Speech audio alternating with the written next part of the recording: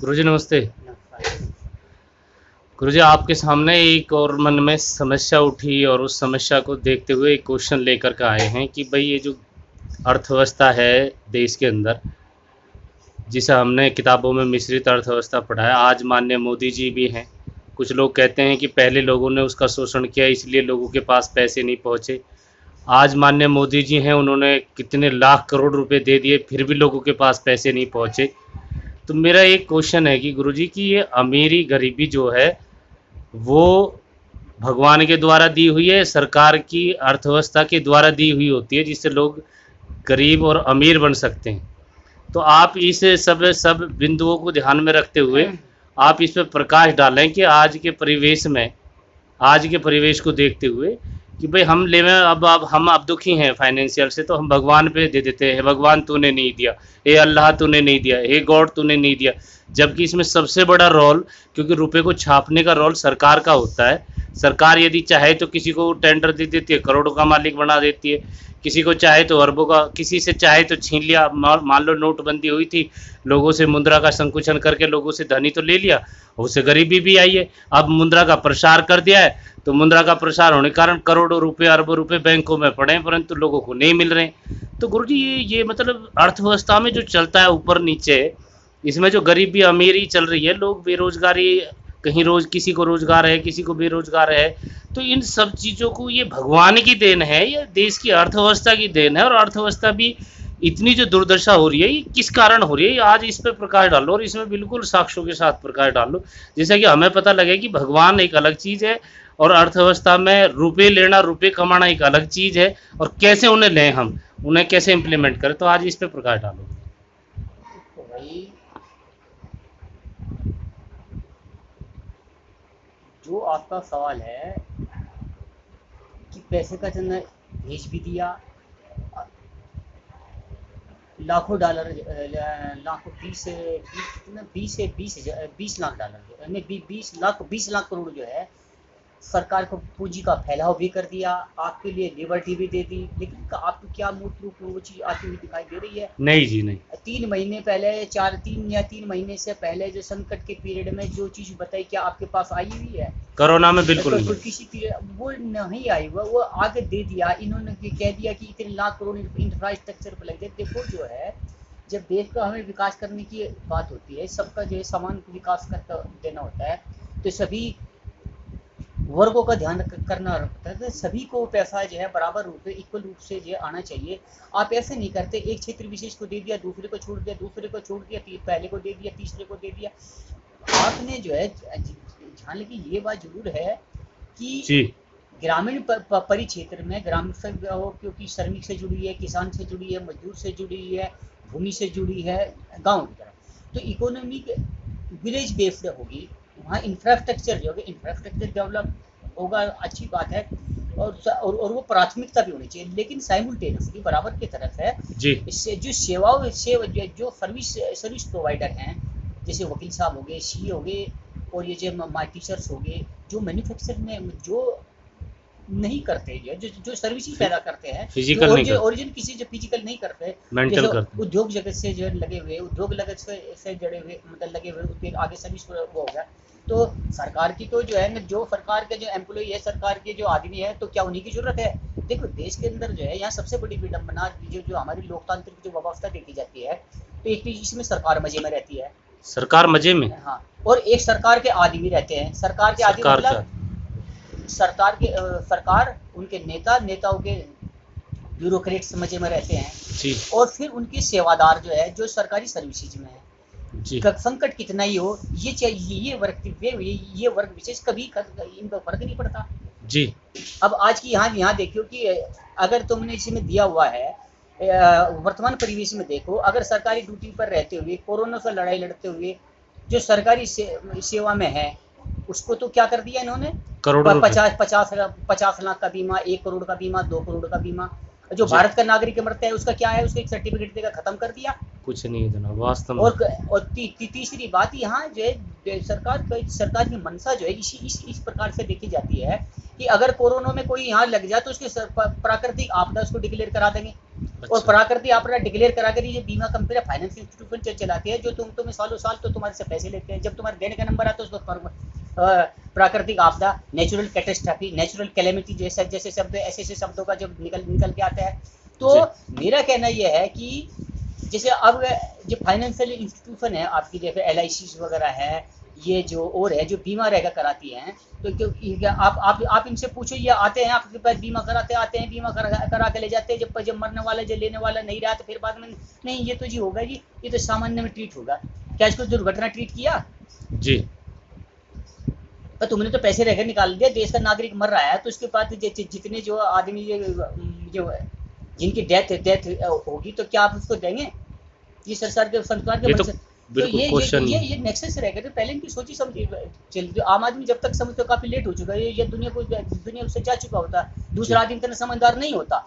जी। आप बताओ ना इसको जो है बिल्कुल बिल्कुल। सरकारी आदमी है तो 2 करोड़ का बीमा, 1 करोड़ का बीमा। जी। देश का जो नागरिक है अगर जो उसने सारी जिंदगी अपने बीमा रह करके देता हुआ वो चला गया तो फिर कहते भाई तो नेचुरल कैलेमिटी आ गई, इसमें यहाँ कुछ नहीं मिलेगा, जाओ घर हो जाओ लेने वाला। तो इस तरह की भेद है सरकार के नाम के, सरकार के नाम पे, सरकार की सेवाओं के नाम पर, इनके सेवादारों के नाम पर, अटेंडेंट्स के नाम पर, सर्वेंट्स के नाम का, इन्हीं का ही सरकार खर्चा है, इन्हीं के लिए बजट बनता है, यही इन्हीं के लिए घाटे का बजट, इन्हीं के लिए कुछ का आम नागरिक के लिए, यहाँ भारत के नागरिक के लिए कुछ नहीं है। ये भगवान की देन और है ये जनाब। देखो भगवान की भी देन, आप इसको जो है ना देखो, जब सरकार क्या है तो फिर भगवान शब्द नहीं आता। और जो लेकिन जो नेचुरल तो जो चीज है, नेचुरल कैलेमिटी है, क्या है ये सरकार की दी हुई थोड़ी है, नेचुरल है ना, प्राकृतिक है, अनफोर्सीन है। अच्छा। जहाँ में we have to go down, we have to agree, we have to admit that this things है, such a things, yes there is all pervading, मतलब है all pervading things we pervade the whole of the world, जो सारे संसार को जो govern कर देती है। तो यहाँ जब अब तो सारी सरकारें हैं ना, सरकारी व्यवस्था करती हैं, तो इसके बाद जो आज की तारीख में किसी के पास कोई जवाब नहीं लिया ना, नोट भी भगवान देता है क्या जी? अगर प्रकृति अपना जवाब अपने आप देगी, सब उसको तो वहाँ देगी, प्रकृति शब्द जो ले है ना। तो यहाँ जो क्या है कि जब सरकार चलते तो प्रकृति का दोहन करते, प्रकृति को मानते नहीं है, प्रकृति की सारी चीज बढ़िया लगती है, प्रकृति को मतलब रियलाइज करने का नहीं करते। लेकिन वो फिर हम दूसरा विषय हो जाएगा। आपका जो सवाल जो था कि ये कहे कि यहाँ जो इतना पैसा हुआ तो यहाँ जो है उस चीज का, पैसे का यहाँ इक्वल डिस्ट्रीब्यूशन नहीं है जी। भारत के प्राकृतिक साधन का इक्वल डिस्ट्रीब्यूशन नहीं है। भारत के हर व्यक्ति का इसके भूभाग पर रहने वाले का, उसके प्राकृतिक साधनों पर, कार्य का, नौकरी का, पैसे का उसको सबका बराबर का अधिकार है। और उसकी योग्यता के अनुसार उसको दे, या आवश्यकता के अनुसार दे, या आवश्यकता के अनुसार या योग्यता के अनुसार, कहीं ना कहीं कुछ तो देना आप। हाँ सही बात है, दोनों में कहीं तो मिले किसी में ना। अरे योग्यता के अनुसार भी नहीं देते, आवश्यकता के अनुसार भी नहीं देते। चलो योग्यता में बहुत ज्यादा हूँ या क्या नहीं हूँ तो उसके हिसाब से दे दे। चलो योग्य भी नहीं, मेरी जरूरत के हिसाब से दे दो ना। तुम्हारे पे योग्यता की कदर है ना तुम्हारे जो है आवश्यकता की कदर है जी। तो यहाँ जो है इंडियन के डेमोक्रेसी के तहत क्या है कि यहाँ दोनों ही चीज की ही कदर नहीं है। अच्छा सर। जब दोनों ही चीज की कदर नहीं है तो जो योग्यवान है वो बाहर चला जाता है जी।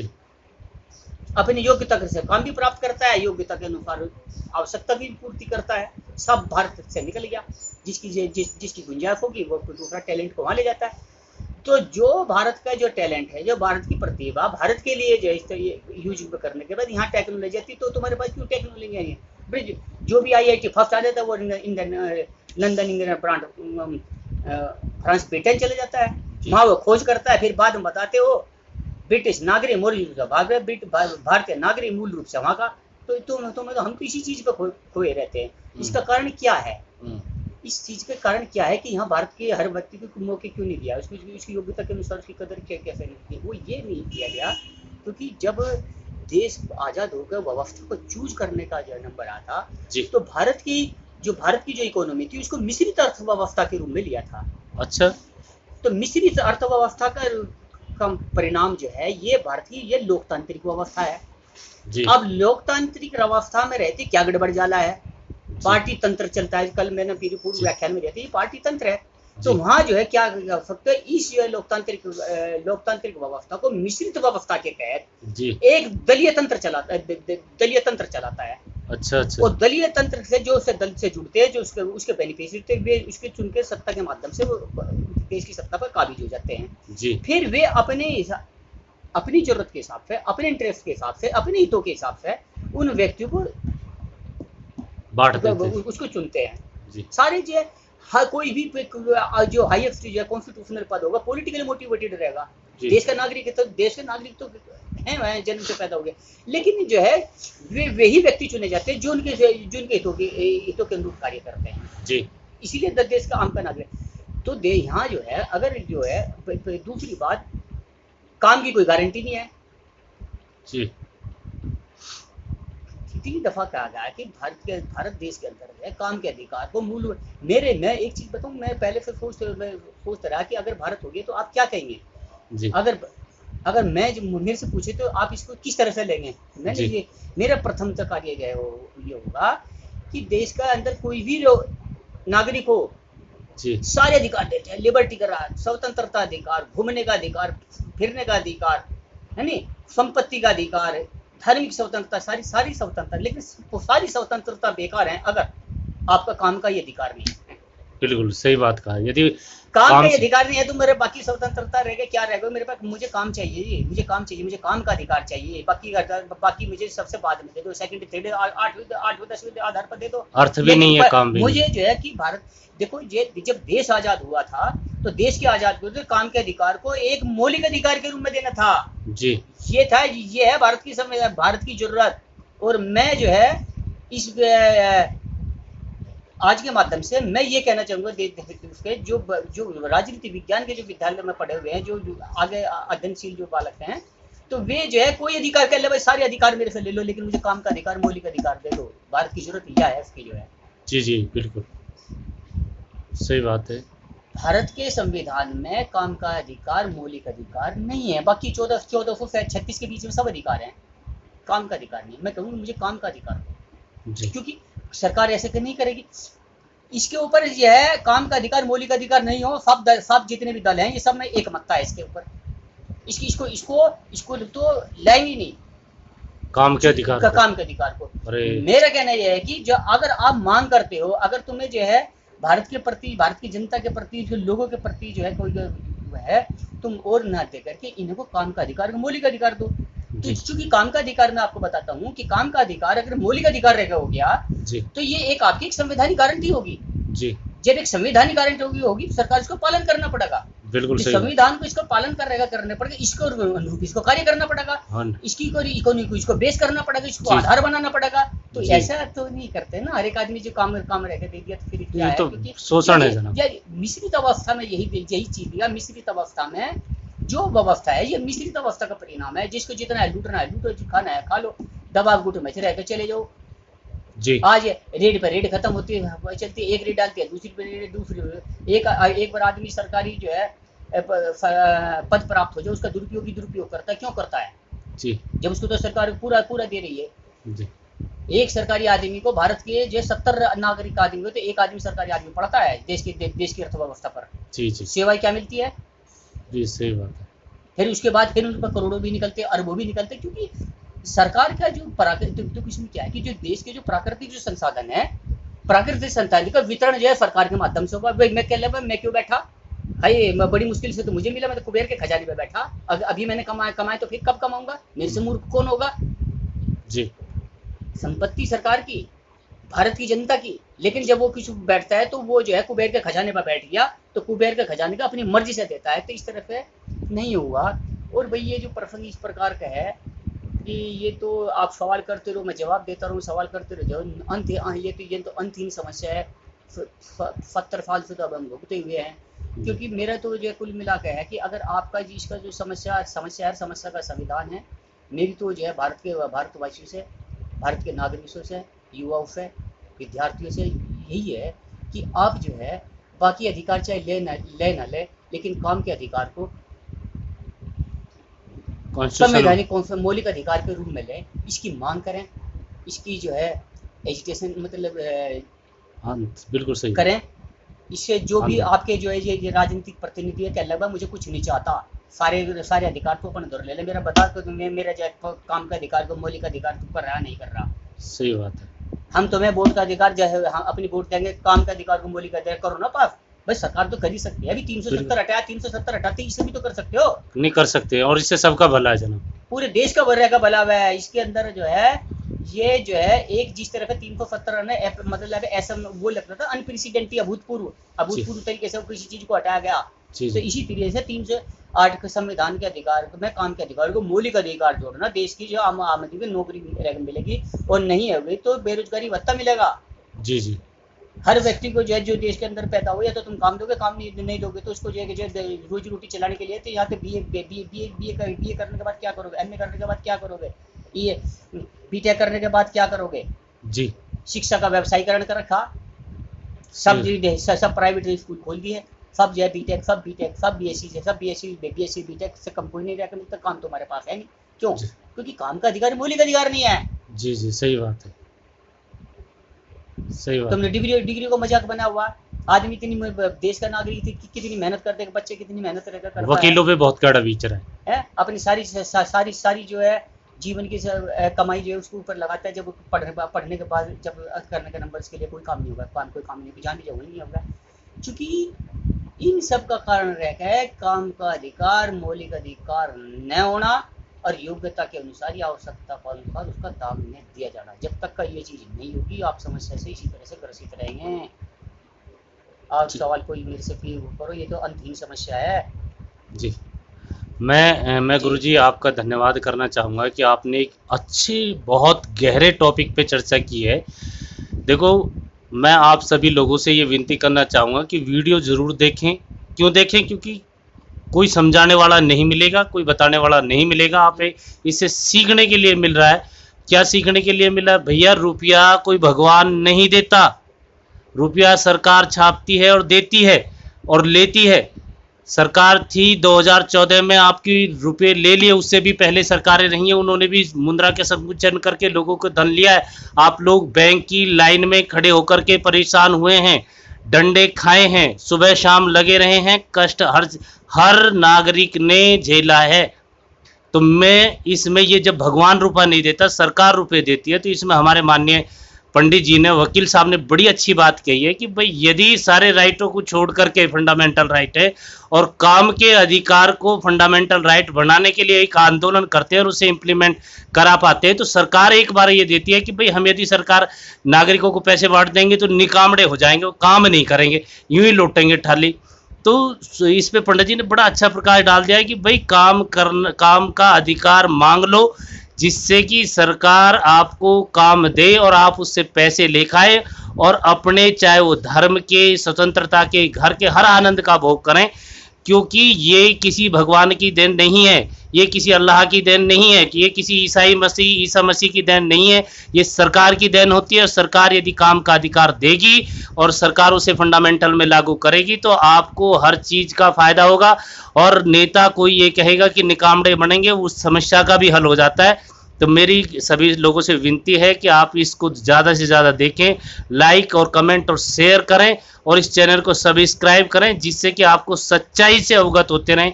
कोई झूठ नहीं है इसमें, किसी का लालच नहीं है, कोई लोभ नहीं है किसी कारण भी। बस ये है कि जनता जाग जाए और अपने वास्तव में जाने कि हम दुखी इसलिए नहीं कि मंदिर में जाकर के हमारी समस्या का हल होगा, चर्च में, घर में, गुरुद्वारे में समस्या का हल होगा। यदि काम का अधिकार आपने प्राप्त कर लिया, उसके लिए आप सरकार से लड़ के उसे संविधान में स्थान दे पाए और दिला पाए, तो आपको फिर किसी की ज़रूरत नहीं है, आप हर आनंद को भोग सकते हैं। तो प्लीज़ मेरे दोस्तों, आप इसे ज़्यादा से ज़्यादा देखें, शेयर करें। नहीं तो आज की कोरोना जैसे टाइम में जो मानसिक करने वाले हैं, जो गवर्नमेंट के नौकर हैं, वो तो मज़े ले रहे हैं, उसे कोई दिक्कत नहीं है। परंतु जो प्राइवेट सेक्टर के जो नागरिक हैं, जो वास्तव में डिग्रियां लेके बैठे, आज उनकी हालत क्या है कि वो अपने आप को गरीब भी नहीं कह सकते। इसीलिए इस समस्या से बाहर निकल के आए और इसे समझे कि इसमें सबसे बड़ी चीज़ क्या है कि आज बीजेपी है और बीजेपी जैसी सरकार पार्टी में, इस पार्टी के विरुद्ध काम के अधिकार के लिए हमें आंदोलन करना चाहिए। क्योंकि माननीय मोदी जी एक तीव्रतम निर्णय लेने वाले आदमी हैं। तो आप सभी से मेरी विनती है कि आप इसको देखें, कहें और समझें और इस गहराई को समझ करके काम के अधिकार को फंडामेंटल में लागू करवाने के लिए तैयार हो जाएं, कमर बांध लें, डिस्टेंस को मेंटेन करें और डीएम, एसडीएम और आपके जितने सीएम हैं, जितने आपके राज्यपाल हैं उन सबको अपने फ़ोन से, मोबाइल से भेजो इस वीडियो के साथ अटैच करते हुए, और मांग कर लो इसे, क्योंकि इसकी यदि मांग आप महीने भर में करके ले पाए तो जो रुपए आज करोड़ों रुपए बैंकों में बंद पड़े हैं उनका भी कोई फायदा नहीं है, और सरकार ने इसे तो दिए ही नहीं है हमें, तो किसी लोगों के पास नहीं आए हैं। घर को गिरवी रख के, संपत्ति को गिरवी लेकर के यदि तुम धन प्राप्त कर भी लेते हो बैंकों से, तो वो संपत्तियां नीलाम होंगी, और या फिर उन तुम पे एक ऐसा चलेगा, आगे कुछ सिविल तुम्हारा खराब होगा। तो बस गुरुजी ने जो एक बड़ी बात की, काम का अधिकार प्राप्त कर लो भैया, खड़े हो जाओ, सोने की जरूरत नहीं है, एक किसी के पीछे लगने की जरूरत नहीं है। बुद्धि भगवान ने आप सभी को दी है, हम सभी को दी है, तो आप लोग जागें और ज़्यादा से ज़्यादा इसे देखें और शेयर करें, और इसे भाई इतना कम से कम फैला दो जिससे कि सब लोग जान जाएं कि भगवान की देन नहीं है। हम पैर पीट रहे हैं मंदिर, गिरजाघर, चर्चों में जा कर के, हमें वास्तविकता जाननी पड़ेगी। काम का अधिकार यदि फंडामेंटल हो गया तो आप और हम मेहनत की, इस वीडियो की भी मेहनत सक्सेसफुल होगी। थैंक यू, धन्यवाद।